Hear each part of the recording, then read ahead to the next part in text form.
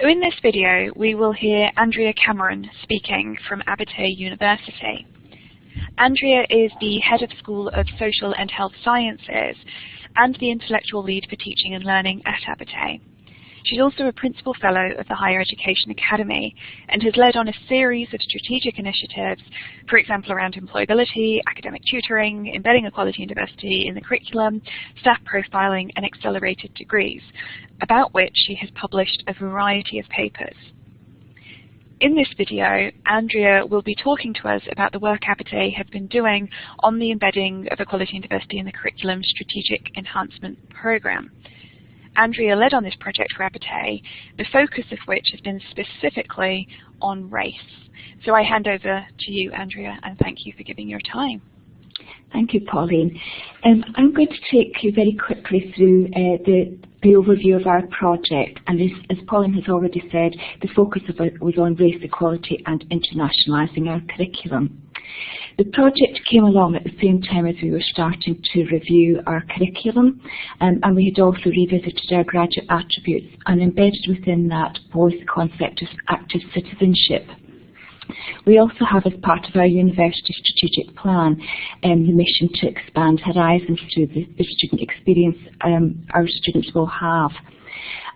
If you look overall in terms of university education, one of the kind of underpinning principles really is that part of that engagement with higher education is that we hope to open students' minds, to make them engaged, tolerant, to be able to sort of empower others through sometimes the contacts they have. And they were also underpinning principles in relation to our curriculum. To give you some context in relation to Abertay, we're quite a small university within Scotland. We have only about 4,000 students. And in terms of the diversity of that student population, only about 6% of our student population would be classed as BME. So one of the things we're sort of kind of aware of is that some of our students don't get the same cultural exposure within the classroom.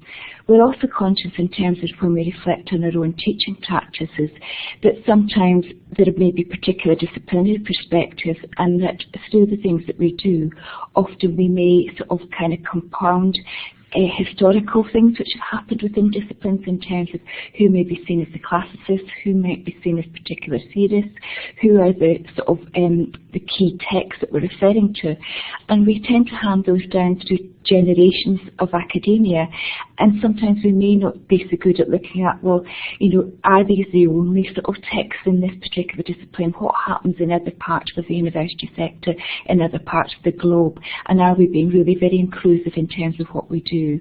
And there's also some literature in terms of if we don't practice that and be more broad-minded in terms of the text that we're making reference to, then we may, for some students, actually compound some of their earlier education experiences, which may actually have been classed as what is spoken about in literature in relation to colour blindness.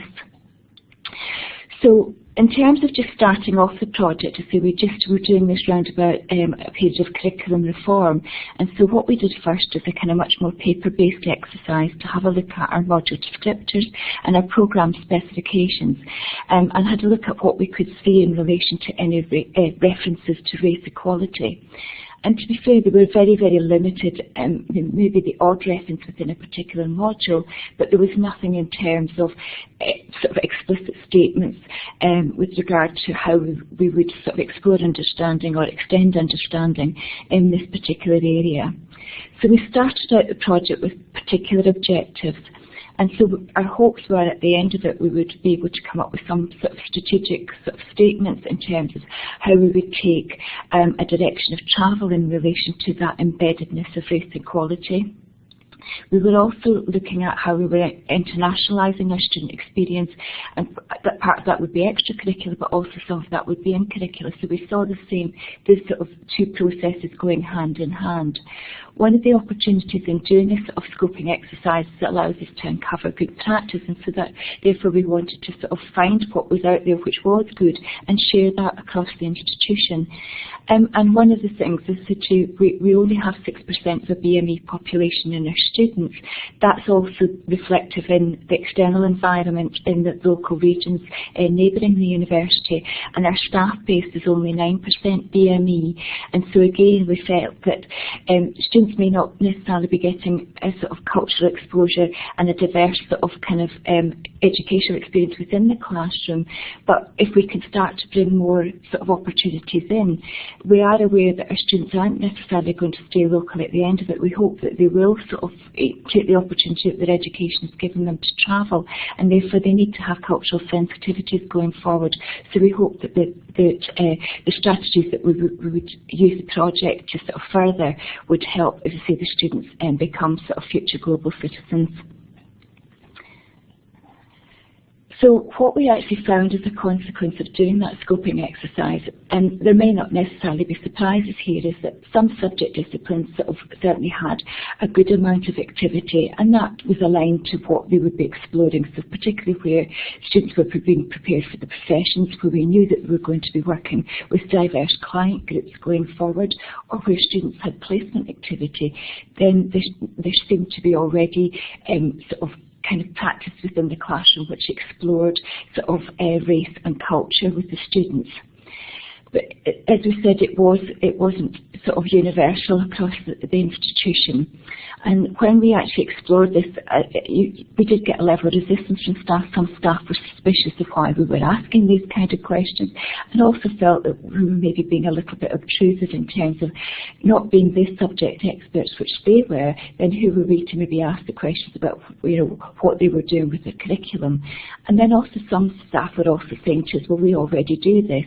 But certainly our sense as the project team in exploring this was that maybe it wasn't as expansive as they might think it was, and what they were maybe badging as things which were sort of coming under the umbrella of race, sort of race and culture, maybe weren't sort of, as I say, as broad as they necessarily could be, and maybe weren't challenging the students in the way that we might have wanted them to. One of the other things that we uncovered as well is that some staff were quite cautious about bringing up the issue of race within the classroom, because they felt that they didn't necessarily have the toolkit within themselves to handle things that might be considered controversial or could lead to some incidences of confrontation. So because of these kind of sensitivities, the tack was really to go for an avoidance of strategy, and so therefore they weren't exploring these things. Because of what I said earlier, that we do have a limited sort of diversity in our student population, then we recognised that there was limited cultural exposure in the classroom. And when we explored what proportion of our student population were actually taking up exchange opportunities, we found that there was actually only 0.5% of our student population who engaged with that. And so therefore, this gave us an opportunity to see what we needed to do going forward. So the kind of key sort of objective really as a result of this was that actually what we needed to concentrate much more was on staff development, and so therefore that became sort of the main objective of the project. And when we kind of sort of as a project team reflected on, well, what do we need to do, then we came up with what we badged as the 4 C's, that we wanted to work on colleagues' confidence, their capability, their competence and their capacity, and therefore that we would use that as an initiative to roll out race equality within the curriculum, and therefore to get people, both staff and students, to look more expansively in terms of the range of resources that they're drawing upon. One of the other things that, having highlighted then that only 0.5% of our students take part in student exchange activities, then we wanted to work with our internationalisation office as to, again, how can we progress that and get more of our students with potentially either confidence or the opportunities to engage with these exchange opportunities. And then, as with any initiative, we wanted to draw on the student experience. We had done some focus groups in our first application for the Race Equality Charter Mark, and we wanted to revisit these as a consequence of the project. So how we sort of kind of represented that diagrammatically is that the sort of foundations really of the project is around about professional development, and so we wanted to look at a range of resources for that. So we are conscious that there are a number of very good resources and toolkits out there already in the sector, and so colleagues have been pulling those together so that we can use them as platforms for our staff to learn from. We already have some online training resources, particularly that our Human Resources Department runs, so we wanted to kind of use those as well as tools for development. We have a series of teaching, learning, enhancement seminars, and they run workshops, so we wanted to pull that into that sort of foundation of professional development. And we've also been running a range of mentorship schemes as well across the institution, so we again wanted to use that particular network as well as a means of moving forward. So you'll see the 4 C's built in there: the competence, the capability, and the competence and the capacity. And what we want to work up towards is there is a Higher Education Academy quality standard coming for subject disciplines, and it has 4 levels to it: understanding, developing, enhancing and excelling. And we hope that as subject teams start to build materials into their curricula, then that's a standard that they can work towards in terms of, again, an example that we can give to students in terms of what their student experience will provide for them, and that hopefully it will sort of inform them that this is a quality student experience which is inclusive.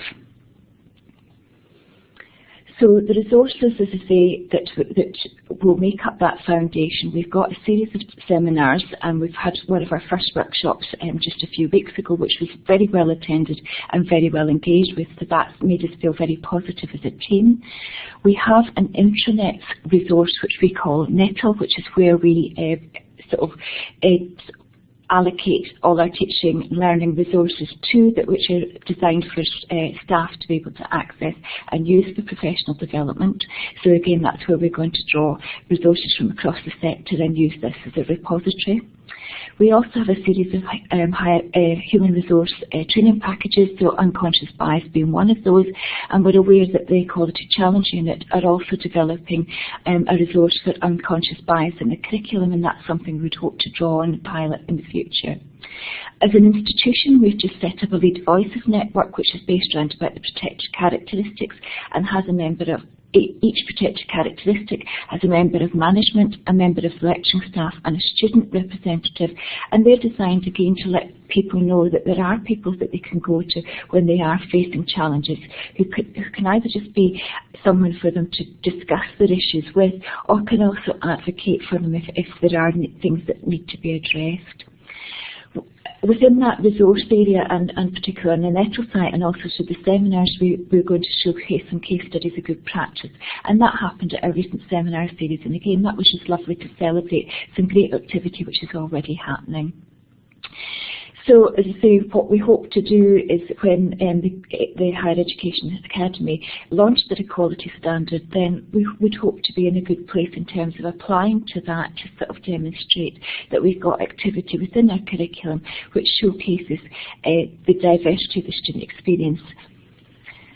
As was already said, one of the things that we're drawing upon as resources is our mentor networks, and we are building these up across the institution so that we have got support for staff to go to. So if they've got queries or they are unsure about how to tackle issues, or if issues have come up in classroom, what should they do? They've got someone to go to and talk to. So essentially our project is good to go. We've made some starts on rolling things out. So as I said to you, we started with some of the training initiatives. We've got some mentor networks that we can draw upon. We're starting to identify champions.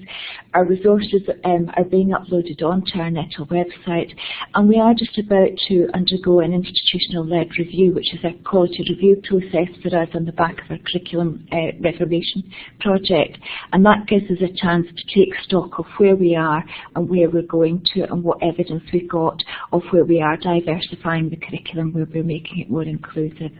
And that's our project. Thank you very much, Andrea. And if you want to hear more about Andrea's project or see more about it, then I do recommend you look at the accompanying case study document, which also has Andrea's contact details, and I'm sure she'd be happy to respond to inquiries through her email account.